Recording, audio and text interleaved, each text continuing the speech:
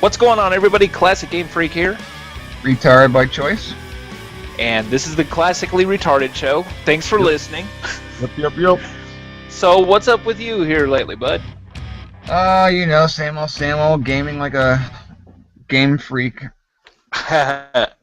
No. I'm gaming like the Game Freak. You're just being retarded. Derp. So you were telling me that something had come out earlier this week, and it's just grabbed your attention. That sir is a bold-faced lie. It has dragged me down to the sewers and sucked my brain out through my eye sockets. That sounds painful. It sounds painful, but it's actually quite intriguing. It's enjoyable, right? if you can get the right setting, then yes, definitely. But yeah, I don't know if anyone out there has seen it or watched it yet, but I have a video about my midnight release unboxing and gameplay footage of the new Borderlands, the pre-sequel. And according to my Raptor account, I've played for about 47 hours so far this week. Holy crap! There's actually been 47 hours since the game came out? It came out midnight Tuesday, and with it being what day it is today, it's been out for a few days. So I've been playing quite a bit, I guess more than the average player. That's just a little more than the average player, bud. Yeah. I mean, that's like borderline addiction. It's not an addiction. I don't have a problem. I can stop at any damn time. You shut up. Anytime. I just haven't done so yet. 47 hours. Good That's God. what Raptor says. And Raptor also says that the average user on Raptor played only 6 hours this week. That sounds like me, if not way less. I've got video game ADD. I cannot play a game in a like a long setting. Just really cannot. See, my problem is if it's a good enough game, I just get sucked into it and I don't realize what time it is until I'm like, well, okay, I'm really tired. I can't keep my eyes open, and oh yeah, I gotta get my kid on the bus in 2 hours. What's that coming? What's that light out there? Oh crap! That's the sun. That's another problem. My gaming room, I got these blackout curtains, so no light penetrates ever. Holy crap! Your game room is the dungeon, right? It is. It's like Count Dracula. I had a friend of mine back when I was just preteen.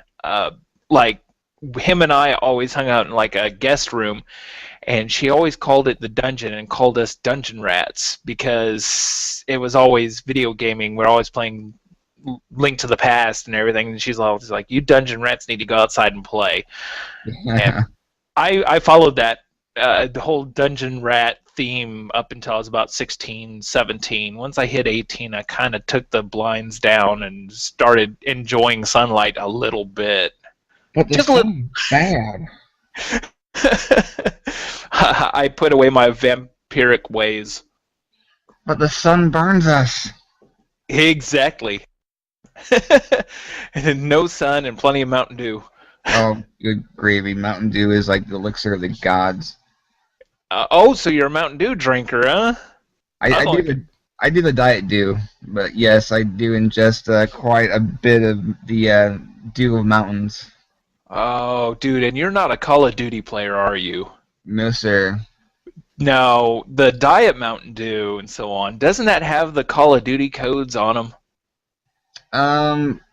I know they do sometimes, but that's the only problem about being a Diet Cola drinker is that we miss out on all the really cool flavors of the Mountain Dew. Yeah.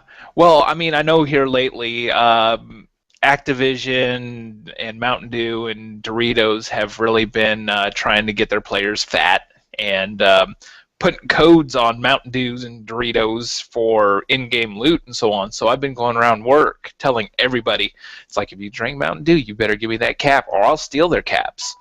So you need to be hooking me up, brother. Well, sir, I would love to, but down here in Florida, we actually have camouflage soda Mountain Dew cans, so there's no promo codes on those right now. Oh. Yes. Now, What about the 20-ounce bottles?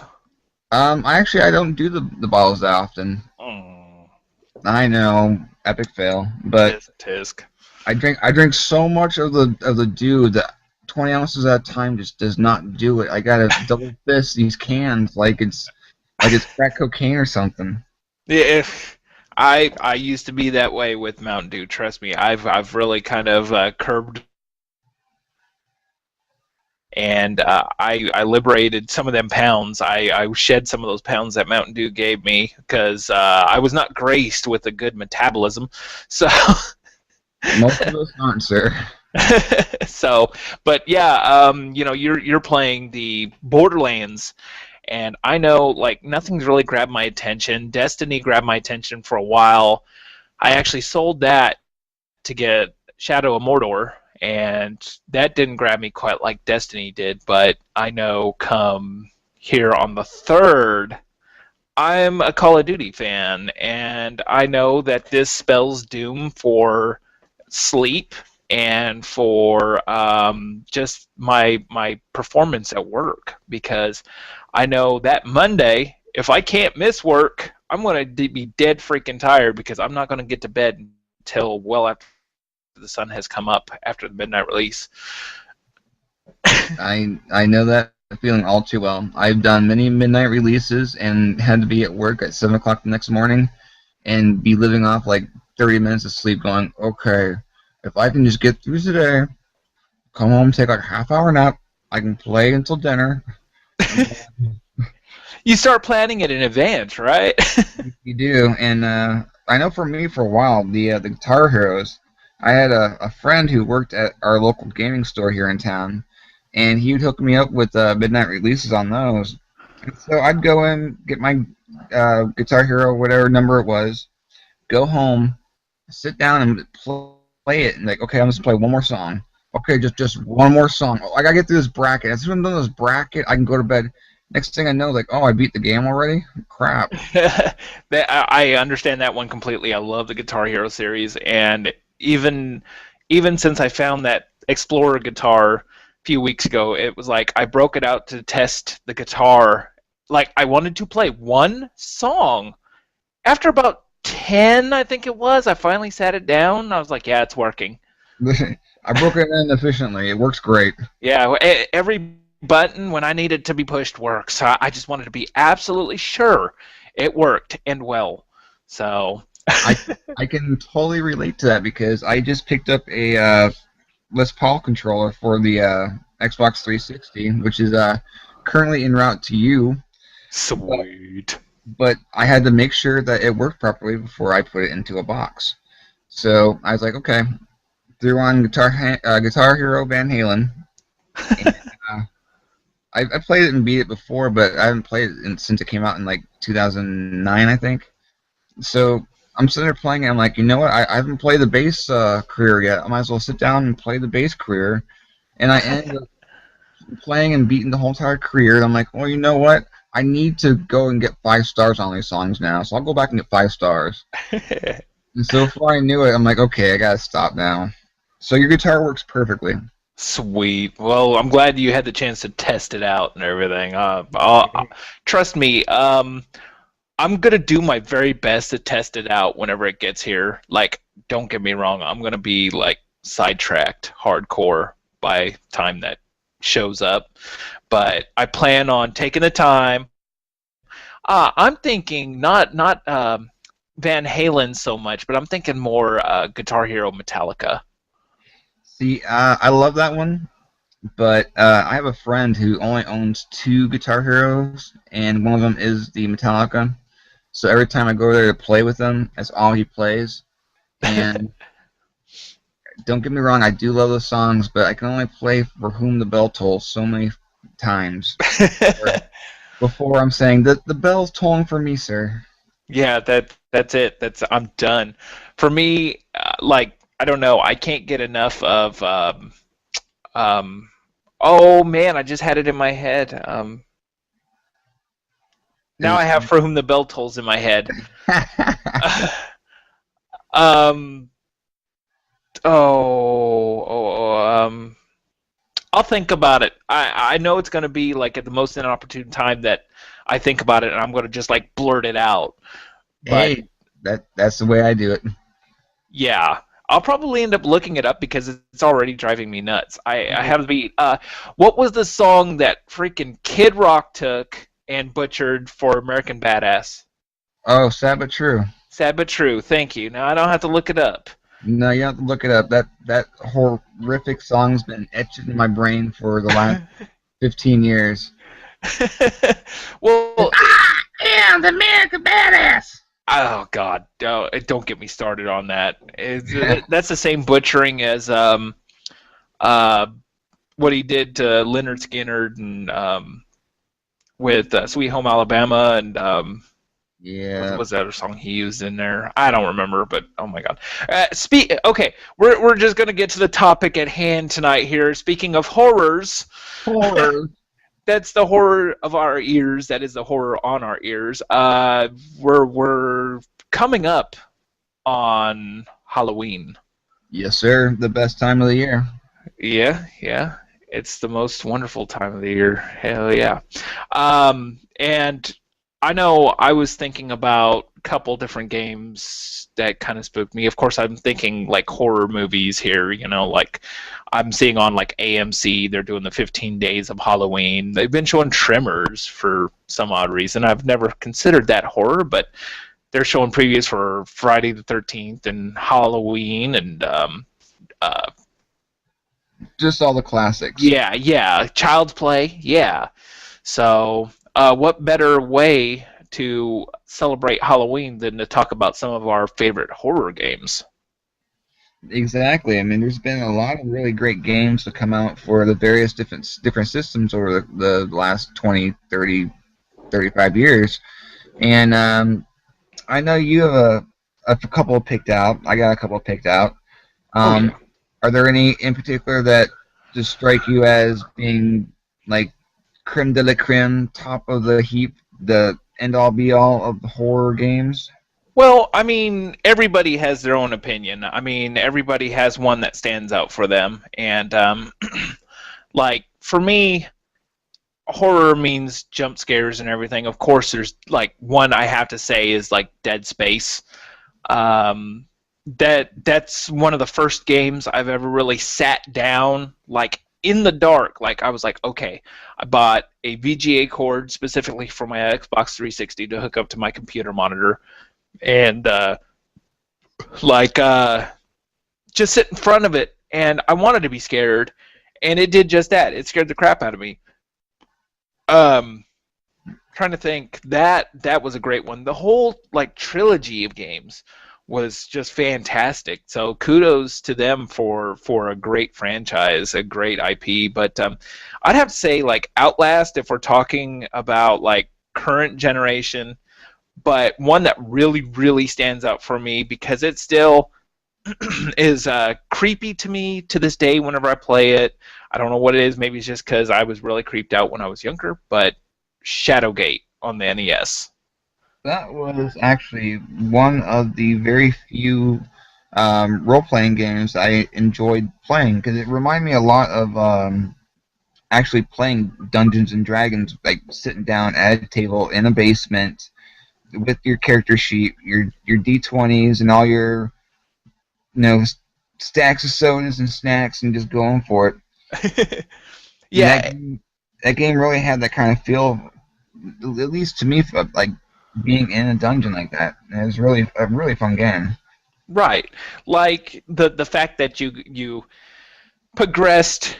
I mean, don't get me wrong. Every room was like a still image with maybe something floating in the background. But I mean, as soon as you start the game out, you're looking at this castle door, and you're trying to figure out how to get in. Once you get in, you see those looming eyes and everything, and just from there, it's like the fact that you need to collect torches to keep those lit, keep one lit at all times. Otherwise, you stumble, fall down a pit, and kill yourself.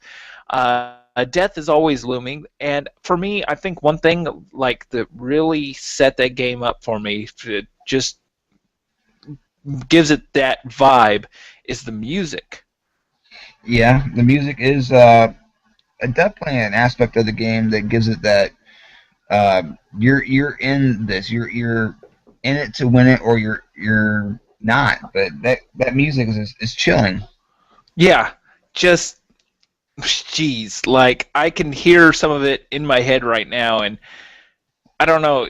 I wouldn't want to be listening to that in the dark. No, I actually wish I had that song, like the main title theme to that queued up right now because I can hear it in my head like the. Yeah, Yeah. yeah. I can't even describe like if I was to try to mimic that song, the one that I have in my head right now, I would fail miserably. So, but I mean, I know that like the beginning song is like that that at Yeah. first that sets you up. You're like, oh yeah, I'm gonna do this, and then you get in, and it's like you know, like that. You're just like, oh my god, what have I gotten into? And I remember the first time I ever saw this game was at a software etc. in the mall near where I lived, and that's when we actually had good game stores, software etc. Babbage's, and Savages. I miss those days. there you go. Go in and buy those old PC games. It's like it seemed like they were always selling those big box PC games. Yeah, yeah, those big monstrosities that you need a book bag to carry around. Oh yeah, those are fantastic. The cover art on all those games, like I am thinking of becoming a PC game collector just for the boxes alone. So And it's funny too if you think about it, because they put like 5 or 6 floppy diskettes, a manual, and maybe some cardboard in this huge like 9 by 6 box that's like 4 inches deep. And it's like, really, you don't need that much space. right, and not to mention they included maps and the keyboard layouts for Yeah. what all the buttons did. Like an overlay, you could actually put over the keyboard. Um, just a whole bunch of stuff like that. Almost like full-on strategy guides. Heck, the X-wing collection or whatever I picked up from Pawn Shop had a whole strategy guide in there. I was like, why is this box so heavy? Look, big old thick strategy guide. I was like, holy crap. Okay, all right. Yeah, they used to be able to do it up pretty good back in the day. Yeah. Oh man, those were great gaming days. So okay, so what about you? Any old horror memories come to mind? Well, I know for myself, the game that's always my go-to, my end-all be-all, has always been the first Silent Hill for the PS1.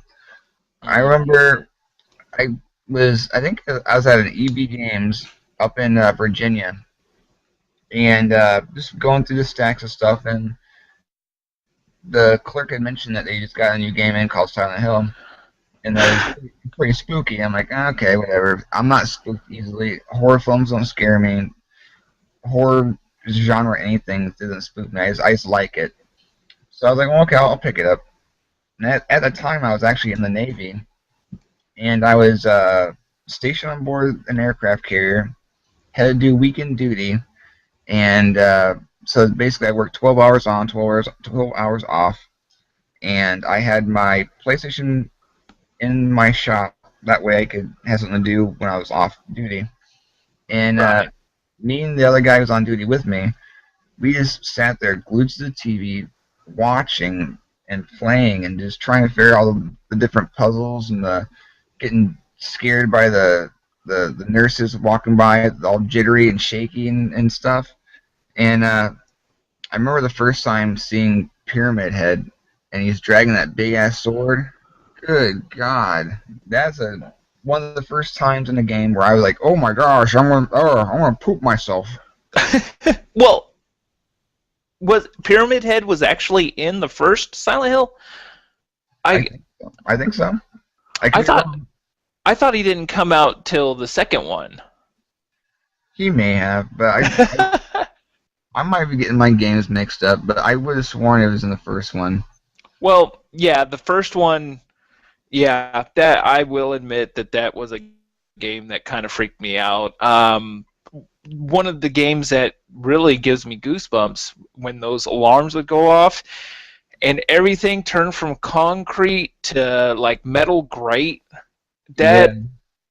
That was so unsettling. Not to mention having to go through the school and just everything changing while you were in the school. Man, yeah, that's one game that I've always been really happy to have. Or when I found it again, I was really happy to get it again because yeah, it is one that scared me. hmm I mean, there's very, like I said, there's very few games that will actually make me jump like that, but that was definitely the first game that I was like, oh my god. See, and like I know I make some videos on my channel.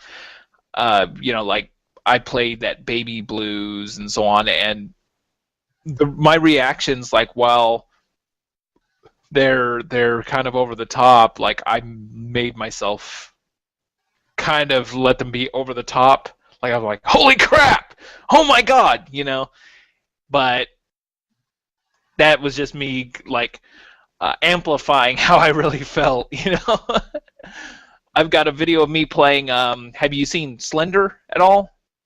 I have. I played a little bit, but was not my cup of tea. I tried that out. I've got a video of it that I still have yet to even post on my channel, and it gave me the heebie-jeebies. But like I said before, that's because like I like to be scared. I like to immerse myself in it. I like to turn off all the lights. I like to put on my earphones and cancel everything else out in the world. And so making that video for that, I like doing that. And I mean, I'm hoping to do some more. I know there's still a lot of games that I have yet to even hear of that are spooky like that. Right. But now, when you're talking about horror games in general, with every good one, there's always, always, always a bad one. True, true. And there's no worse culprit than the original NES system. Because it seemed like in the mid to late 80s, they're just pumping out a lot of these horror genre type of games, and they're just really, really bad. And the one that comes to mind immediately is Friday the 13th. Oh, come on. What was wrong with that one? Let's see. If we had about 3 hours of airtime, I can list everything that's wrong with that game. Got to keep this out in an hour now. Come on. But we gotta keep it down to an hour, so don't get me started. It was just so bad. I mean, I'm a fan of horror films. I mean, if you were to take a look at my Blu-ray shelf right now, almost two shelves of my bookshelf is nothing but horror films because I love them. They're great. Yeah. And one of my favorites, of course, is the Friday the 13th series. And there's some dogs in those movies, yes, but they have a certain charm to them. Oh, yeah. This game sucked all the charm out of those movies. I mean, God, can you talk about a more random map than the map for Friday the 13th? I mean, you walk around like, where's this cabin? I gotta find the cabin. I gotta find the cabin. And then you finally do find the cabin, and you're like, okay, I gotta find the camp counselors, but I don't want to find Jason. Yeah, right.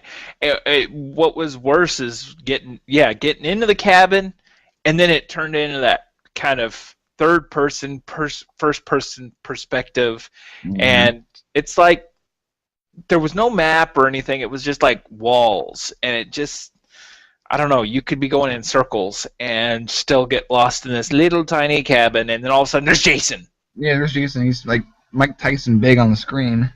Yeah. Now, And oh, go ahead. I was gonna say, yeah, like nothing for a weapon, and you gotta fight against him. Yeah, he tried to punch you to death. Yeah, it was great. uh, I think the one thing that freaked me out most about that game, and it still horrifies me to this day, is the sound of that dinging anytime one of the camp counselors were in trouble. Hey, beep, beep, Yeah, yeah, yeah. I swear it's like call waiting or something, but or a little tugboat or something like that. It was always going on in the game. You always heard that, and it made me want to chuck my TV. Like, I wanted to always turn it down, but I knew if I did, I wouldn't hear when one of those damn counselors were in freaking trouble. Probably off screwing. Like they always do. Yeah. Yeah, that sound always put me in panic mode. Like, oh crap, I gotta get all the way across the screen now. Right. And I swear it was always in the opposite end of the map. Always. And then that map, geez, like you had to, I swear, you'd have to look at the map, and if there was a trail leading up to that inner ring of the lake or whatever, it was like if you were trying to come back down, you had to think about if you were looking in the opposite direction, you had to go, if you wanted to go right, if you're coming from the inner circle, you had to be making a left turn, or, it was very confusing, very annoying. And you could be running down thinking you're going the right way, hit that map, realize you are the exact opposite end yet again from where you need to be. Oh yeah, always, always, always. I hate that game. I hated that game. I'm gonna say it. I straight up hated that game. Now, I hate it now, but back when it came out, back in 89, 90, or whenever it was, I mean, I didn't have access to many games, so for me that was like, well, it ain't so bad, so I played the hell out of it, and I got good at it. Like, I actually kind of liked it. And now it's like I can go back and be like, oh my god, what was I thinking? But, your mom and dad bring you home a game or whatever, it was like, oh, thanks, mom and dad, and it could be the worst game, but you enjoyed it. Yeah, that's true. I mean, there's been quite a few games that came out for the NES and Sega Genesis that I got for Christmas gifts or whatnot, and they're just horrible, but I'd sit there and play them for hours and hours.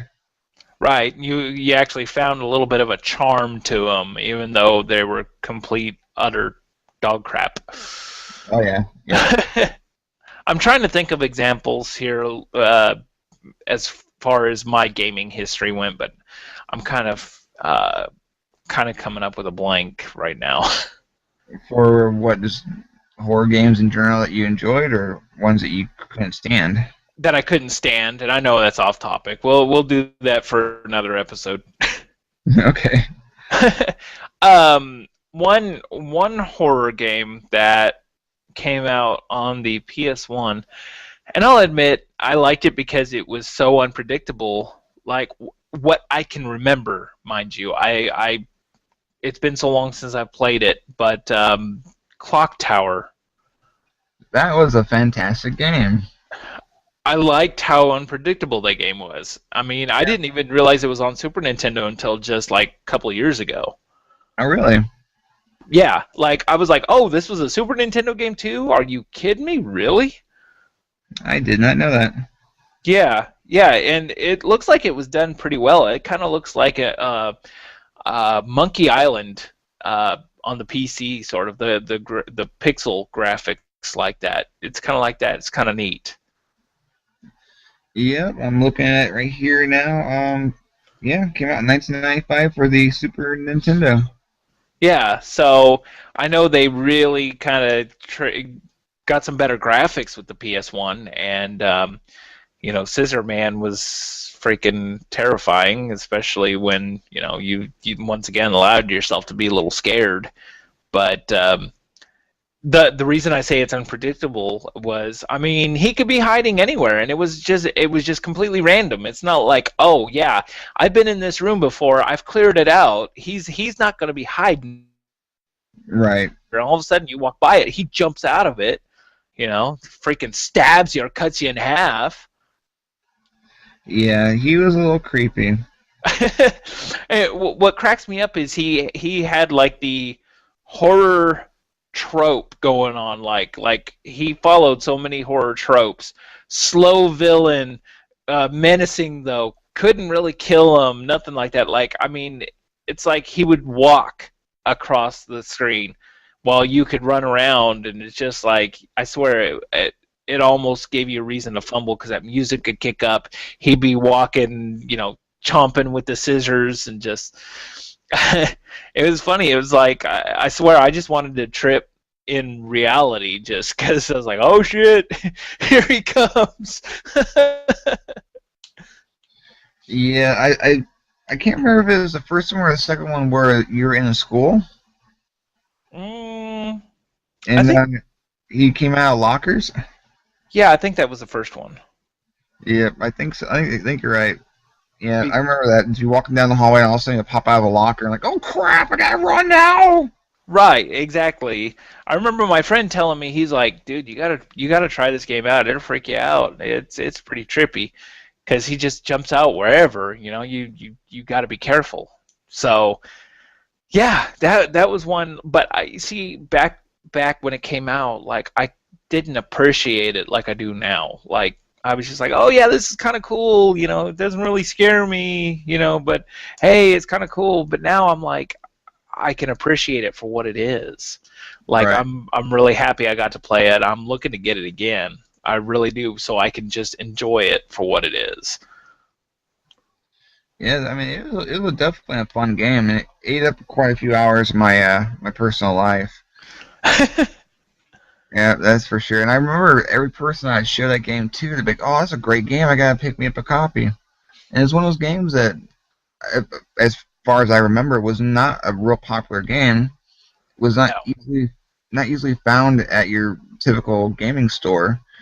And whenever you found it, it was like always an exuberant amount of cash.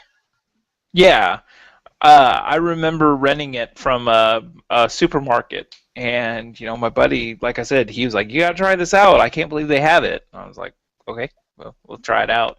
Of course, we rented two games, and that there was Clock Tower, and then we had Castlevania Symphony of the Night. So it it had a contender there, big time. We didn't play nearly as much Clock Tower as we should have.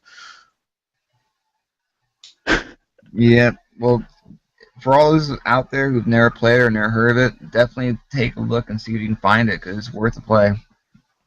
Especially, it looks even like on the Super Nintendo. Like from what I've seen of it, like I haven't even played an emulated copy of it or anything. But if it is what it is on the Super Nintendo, then yeah, I recommend it.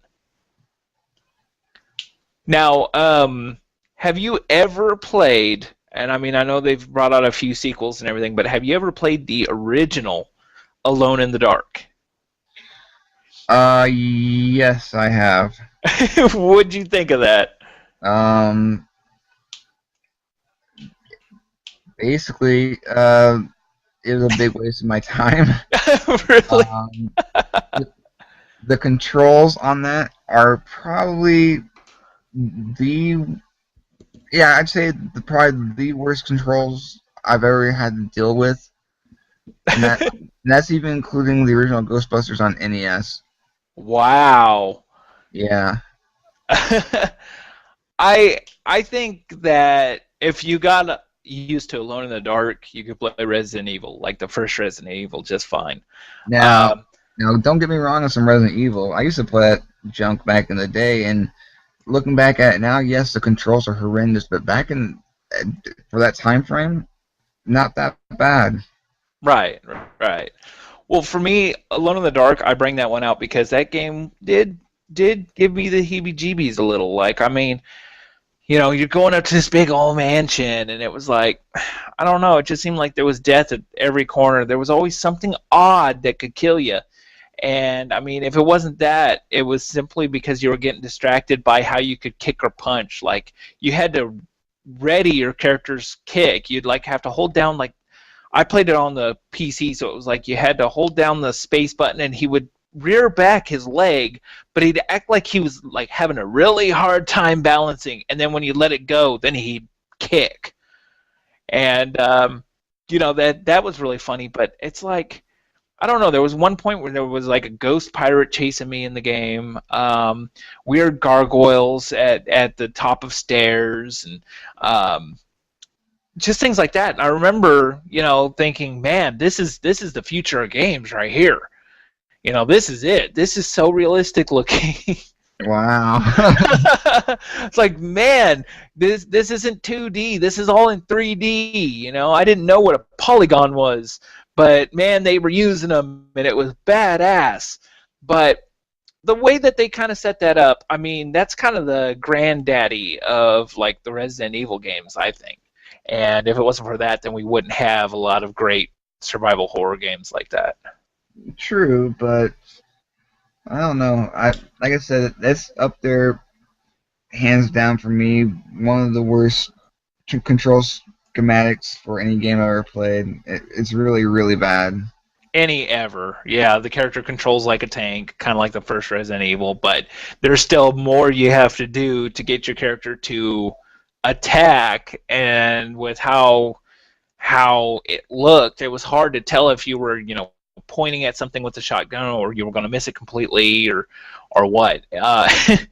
Yeah, bad controls, but I mean, I got to give it a nod. Well, you can definitely give it a nod, sir. I'm not going to fault you for that, but man. Well, what about the Castlevania games? Like, I don't know, like, I was a fan of the first one, and I liked the second one, Simon's Quest. But after that, I kind of just fell out of love with the series. I just never really got into it again. I don't know if it's so much just I kind of got that kind of genre of game, or if it's just I moved on to other things during that time frame. But I don't know. I never really thought it was a scary game. I know it dealt with a lot of vampires and whatnot, but it never really sat with me as being a horror genre type of game. right, it was more Vampire Hunter-esque. It just seemed to me like your average action adventure game that came out during that time frame back in the day. Right. Well, I remember playing the first Castlevania, and it was just side scroller. Really enjoyed it. I got addicted to it, and then Simon's Quest came out, and I think maybe it's just my memory of that game is tied with good childhood memories and everything. So I really enjoyed it. But for me, it did feel more of a scary game than the first one, simply because there was the day and night, and I don't know, the mansions you had to go into in order to get the pieces of Dracula. Those always kind of creeped me out and just felt really dank and dark, and like there was a little bit of a chill there, but I mean nothing major, but it gave me the feeling like I think I should have had in the first one as well. Right. So, even though Simon's Quest really sucked when it came to the, what a horrible night for a curse, all of that, I still think it's cool because it kind of gave you a freedom to where you wanted to go when you wanted to go. You had to figure out some puzzles, but it still made me feel a little creeped out. Being in the forest at night, the enemies were tougher, things like that. So I mean, Right. there's a little horror there. But that game also begs the question: is there ever really a good night for a curse? No, there's never a good night for a curse. Are they freaking insane? A bad night for a curse? Come on. What a good night for a curse. Well, Tuesdays are better for me. I know that for a fact. Yeah, it's Friday. It's a good night. Have a beer. Yeah, let me get some beer. I mean, let's talk about this curse a little bit more. Right. So, God, I never thought of that actually. You're not supposed to when you're like 7 or 8, 9, 10. You're like, oh yeah, it is a bad night for a curse, isn't it? Yeah, every night's a bad night for a curse. Yep. I don't want to meet the person who goes, you know what? It actually is a pretty good day for a curse. Yeah, let's do it. Let's do it. I'm down. Down DDC. Down the curse. Oh God. That's gonna be like my Facebook Oh no. status. Is gonna be like, good night for a curse. Oh my goodness. That's gonna be on our dang page. Magical Return Show, down to curse. Heck yeah. I'm trying to think of some other examples, some other games. Well, There's plenty. how about I don't know if you ever played this game. It's actually a really great game, and I came across it about 10 years ago. A friend of mine invited me over, and he's like, "You ever played this game before?" And I was like, "I never even heard of it before." It's Fatal Frame. Yes, Fatal Frame is freaking epic. That is a great game. I mean, it's got all the classic elements of a horror survival game, and it's even got the really kooky weapon. You know, you're there in this mansion looking for your brother with a camera. Yeah, this is That's my that's your weapon. weapon. That's your weapon for the whole entire Whoa. game. It's like, wow, okay, that's unique. It's different. Yeah, because you couldn't see the spooks without looking through your viewfinder. Exactly. And that just lends itself, that's just a bit of creepy right there because, you could be standing right next to something, pull up that camera lens, and boom, there it is, right in front of you. Oh yeah, and they'll make anyone jump. I don't care who you are. Yeah, right. And it's funny because, like, I didn't really know about this game until, like, my girlfriend at the time, she was like, there's this game I really, really want to play. I want to get again. I used to have it. It's called Fatal Frame, and I was like, okay, that sounds kind of stupid. Okay, I'm not gonna lie. I thought it sounded stupid, and she was like, well, you see these ghosts with your camera, and you gotta fight them with your camera. I'm like, oh yeah, yeah, that sounds really good. Uh huh, sure. Yeah, it's And like a then long time. yeah, and then I saw it at GameStop used one day, and I was just like, "Hey, you know what? She was wanting that game. It was Fatal Frame 2." I was like, I'll buy it as a gift." And she was like, "You need to sit here and watch this." And she played, started like it was slow at first. She started playing it for me. It was slow, and then like she started showing me some of the ghosts in there and everything, and I was like, "Holy crap! This game is freaky. Right. This is cool. Why didn't I buy this for myself?" And the crazy thing is that right now, just a loose copy of that game goes for like about $15. Yeah. So I mean, I think I picked it up complete in box for like $8, and this was back in like 2007. Yeah, that's a pretty good price. At I think, at I that think time, oh, go ahead. I'm sorry. I was going to say that I think right now, for a complete copy for like the PS2 version of Fatal Frame 2 is about $25 or so. I might have to look. That's one I really want to get into and play through. Yeah, There, and like I there. said, my friend, he's like, "You ever played this game before?" I'm like, "I never even heard of it, dude." And it was one of those games that he almost did not get it back when I borrowed it. I know how that goes. I've done that, and I've had that done to me. So have I. That's how I lost all my Evil Dead games. Mm. That sucks. Yep, I had all the ones for the PS1 and the PS2, and they mysteriously went the way of the buffalo. Well, I think the only time I've ever had something borrowed from me for an extended amount of time was Final Fantasy VII. My buddy was like, "Well, I really don't like those types of games." I was like, "Well," and I wanted to borrow Resident Evil from him at the time. I'm like, "Dude, let me borrow Resident Evil. I'll let you borrow Final Fantasy VII." Okay. He didn't get that game back for like 7 months. I was like, "Dude, I want my game back." Right. Oh, all right, man. So, um, but yeah, like that's one of those games I really want to go back and get scared and enjoy. Another game I want to do that with, and I was doing a little research for the show within the past couple of days, and this game came up, and I want to get it on the Xbox, and that's the Call of Cthulhu. I want to say I played it, but I have no recollection of actually playing it. Okay, I played some of it on the PC back when it first came out, and I mean, it's H.P. Lovecraft. I mean, you know you're going to get a story that's pretty much going to try to drive you insane.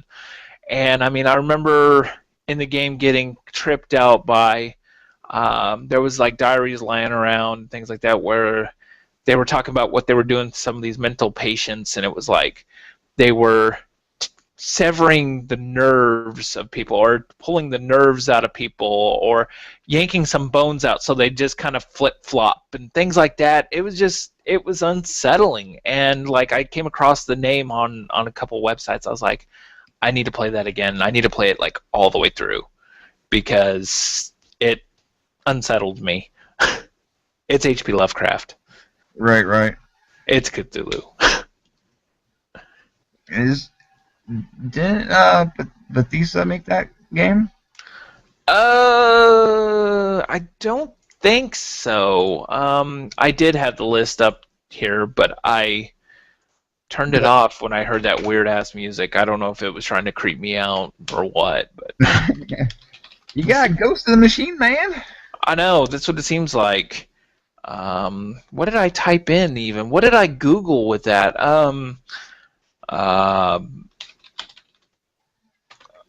Top horror games. Maybe? No? Nah. Asking the wrong guy, sir. I found it. All right. I'm looking here. This one of those websites that like loads 20 videos all at the same time. I hate this. Yeah, it's going really slow. Where's that? There's Slender on that list. Siren. I've heard of Siren. I never played it though. No, I never played it either. But it sounds familiar. Yeah, Rule of Rose, Condemned. Condemned. I started playing that again recently, and it's not a great game. Not a great game. The graphics are really bad, considering that it's like an early 360 game. Release title. Yeah, I mean, if you look at the graphics on that game, it looks like it should have come out probably at the end of the original Xbox's lifespan instead of the beginning of the 360 lifespan. Right. It's just horrible graphics. But I was just basically going back through to try to 100% all the levels, get all the various hidden objects in the game. Right. See, I had it. I played it about halfway through and stopped, and I don't know why I stopped, and I think I traded it off, which is a bummer because I'd like to see how it ended. Well, I know definitely it's one of those games you can pick up at GameStop for like $3 or $4. Yeah, I know, I need to. But here with all the stuff that's coming up lately, shoot, I won't have time. I'm being realistic with myself. Yeah, I know what you mean. One I did want to bring up, we had asked on the Facebook page, what's your favorite horror games? And somebody had said Resident Evil 4. That is a good one. To be quite honest, I didn't play all that much of Resident Evil 4. Like, I see so many people that's like, this is my favorite Resident Evil. Oh my god, it's so great. But I'm like... It really is. By far, it's the best Resident Evil game that's ever come out. Right. And you see, I know I'm missing out. I need to try it at some point, at least pick up a copy for something and try it. And then somebody else had said Fear. I don't know if you had played any of the Fear games or not. I've actually got one of the Fear games that I picked up. I bought probably about 6 months ago, like a stack of games. And Fear was one of the ones I picked up, and I have yet to throw it in the game console yet. Right. Well, it's a good game. It's a good first-person shooter because not only is the AI pretty intelligent, like it knows when to rush you, it knows when to fall back, it knows when to flank you. The whole bit, it'll have you sweating. There's the little girl in it, Alma. She the game made me jump more than a couple of times. Like you could be climbing a ladder and then you look up and she's standing right there. And then just dissipates into ash. It's moments like that that really made that game shine. So that's definitely a good one. That sounds pretty creepy. Yeah, since you have it, give it a shot sometime. It's great. The story's a little off, but I mean it's a pretty creepy game. It definitely sounds like it. I'm trying to think of some other games. Like there's some on this list here that I really haven't played, like Amnesia. Um, at the top of the list is Silent Hill 2, which I want to finish that one. I never did finish that one either.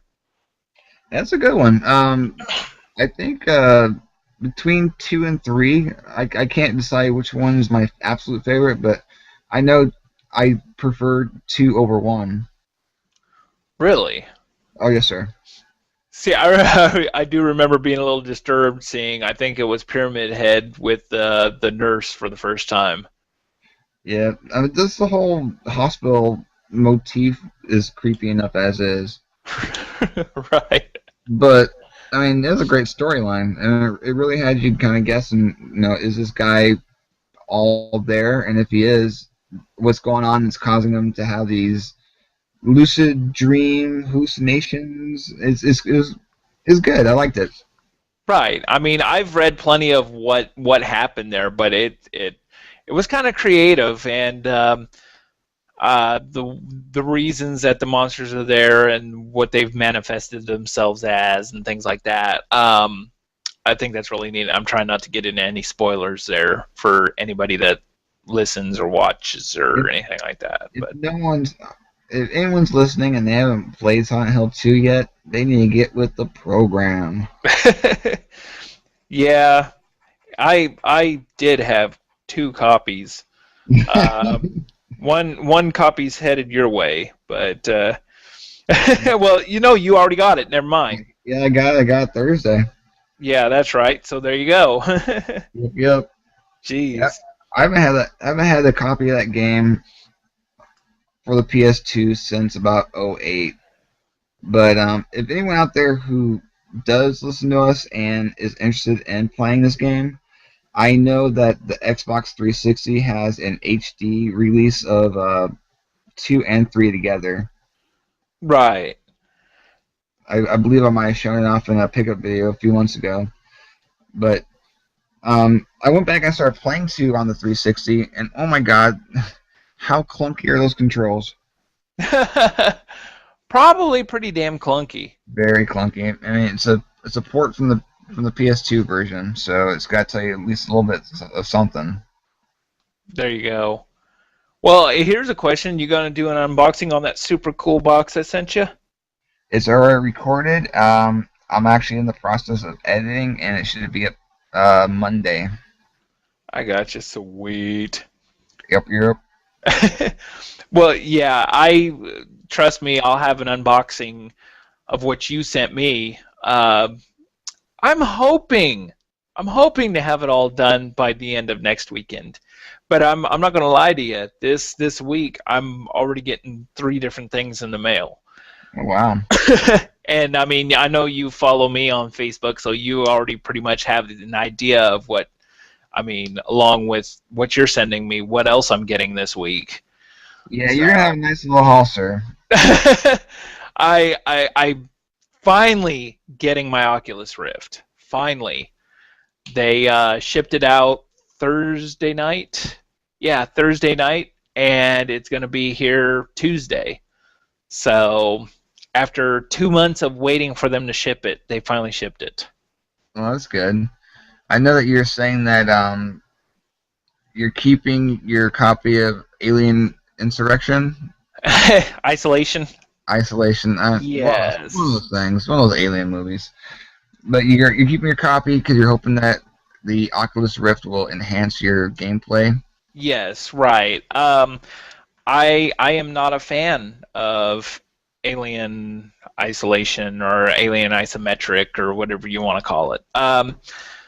It they tried, but the menus are real clunky in it, and I don't know. The Aliens AI is just really stupid, but at the same time, it's like you can see it go through a door in front of you, and then it'll jump out of a vent up above you, and so on. It's just I hated that. and you go into like a survival mode. You walk through the door after you're ready, and that alien's already in that room with you. Yeah, that would make it a little difficult. Yeah, so I mean, and the story takes forever to ramp up and get into the good stuff. It took over an hour and a half to even see the alien, and like I see people online, it's like, well, it took a long time to ramp up for the movie and blah blah blah. But I'm like, this is not a movie. This is a video game. I'm sorry. Right. I want to be scared, not bored. Yeah, yeah, I know exactly what you mean. I hate when games take forever to get to the meat and potatoes of what you're looking for. No, it's Right. horrible when that happens. Right. And I didn't expect this to be a run and gun game. I didn't expect it to be like, oh God, Colonial Marines or anything like that. Um, and I understand that. I know it's gonna, it's one of those games you gotta hide and everything, but I mean, at the same time, it didn't need to take that long to ramp up. Now with the Oculus, I'm hoping, like there's plenty of horror games out that I'm gonna play the hell out of with this thing on. And yeah, I'm willing to give Alien another shot. Now, with the Oculus Rift, is there like any kind of special requirements for games to be able to play with it, or is it just any game it will play with? Well, it depends on the game really. If the game came with Oculus support, you're able to mess with some of the settings and boom, you have it. Other games you kind of got to push onto the Oculus. There's a couple of different programs like I think one's like VOPR or something like that that it basically treats the Oculus like another display off of your computer and helps give you the desired effect you're after, so you can play like Far Cry 3 or Mirror's Edge or something like that. So some people have an easy time with it, others have a really hard time with it. So Yeah, I've seen a few videos online where people are playing it and they're like stumbling all over the place. you want to watch some funny Oculus Rift videos, watch Jacksepticeye on YouTube. I will definitely have to check that out later. He's an Irish dude. He always starts out his video with "Top of the morning to you, laddies." Every time. This dude is like so full of energy. I don't know where he pulls his energy from, but yeah, he's wild, and he's always playing Oculus games. He's putting like one or two videos up like a day. So there you That, go. that's quite a few videos. So there you go. Yeah. So anyway, I think this is pretty much going to wrap it up for the show tonight, Yeah, huh? yeah, that is our hour. Right. And we don't want to bend your ears too much more than we already have. Right. We want to try to keep it at a format that's appeasing to all and not exuberantly taxing on one's nerves. Right. I don't want to listen to a podcast that's 2.5 hours long and I really have to invest into. Right. That's really asking a lot of everyone. Right. Except And for us, because we can riff for hours. do what? I said except for us, because we can riff for hours. Right. Oh, and we have. We have. Yeah. You go to some previous episodes, and I think one went on for like 2.5 hours. Yeah, drop in the pan. Yeah, we're trying to keep away from that. I know that. Yeah, yeah, just so we can try to keep our audience enticed to want to come back for more. Right, exactly. So, speaking of our audience, I want to implore our audience, all two or three of you right now, to please go check out our Facebook page. You can go to that at facebook.com/classically retarded show. And I don't know about you, but I definitely want to. I'm trying to keep up on there with something at least daily, like posting some random nonsense. I can definitely be down with some random nonsense. I know that any deals I see online, I want to post on there and share the wealth anything that's up for download, or later on I want to start doing giveaways. Yeah, definitely. So I know you'll more than likely have something good to bring to the table as far as giveaway go. I know that I buy a bunch of like Blu-ray movies, and I never use the ultraviolet codes in there, so I'll have plenty of like movies to give away, digital movies. Well, that is definitely something awesome to look forward to. Hell yeah! Also, like one thing I wanted to post on there for anybody that's listening, like right now on Amazon, they're doing like a sale on the Call of Duty Ghosts Prestige Edition for like 71% off. So you get it for like $57, brand new. That's a pretty good deal considering that that's a pretty hefty markdown, 71%.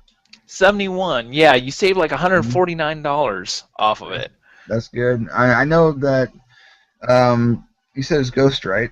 Yes. Yeah, I know that that one's not the best in the series, but the stuff you get with that Prestige edition is well worth that $50 price tag. Right. And I mean, if you really want to get down to it, you can buy it for the $57. Wait for it to get marked back up, or wait a year or two when you can't find it ever in stock anywhere again, and then sell it. It's nothing but profit. Yep, that's true. It's definitely true. I like Call of Duty, but man, that was a stinker. But I'll admit that I bought one. I went ahead and ordered one. You're the Prestigers? Yes, I was like, I'm not even opening this. I'm just gonna let it sit for a while and see maybe later on down the road about selling it. I don't want to hang on to it. I'm just gonna sell it. So Right. anyway, that's all I've got for anybody that's listening. Yeah, I don't have anything else. Are we wanting to plug the YouTube channel, or are we just gonna wait on that? Our bread and butter, geez. Yeah, of course. Because we're actually starting a new YouTube channel for just this show. Yeah, and you can find that.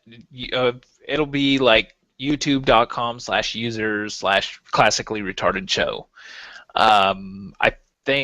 I'm pretty sure we set that up. I'm not sure. I might have to go back and look. But of course, our Facebook will link to that, and I know I'm gonna plug it plenty on my channel, on my personal channel. I know you probably are as well. Yeah, I might. Maybe I'll think about it. I don't know. Think about it. It's gonna cut into my profit margin. Right.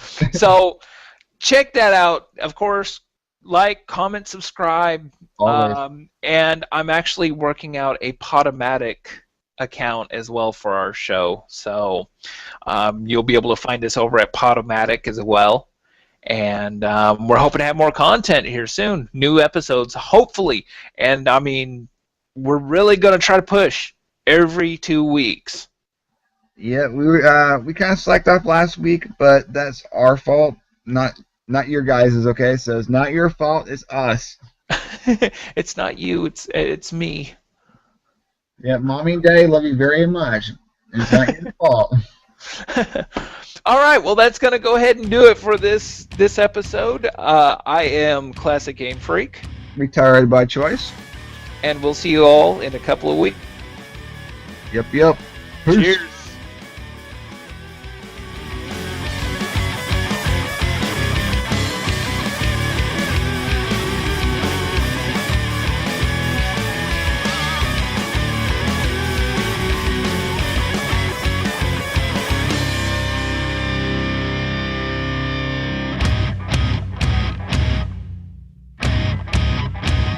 Can't get enough gaming talk from just this episode? Then head on over to our Facebook page at www.facebook.com/classicallyretardedshow. There you can keep up to date on gaming news, sales and deals we've spotted on the interwebs, giveaways, podcast updates, as well as anything and everything retro.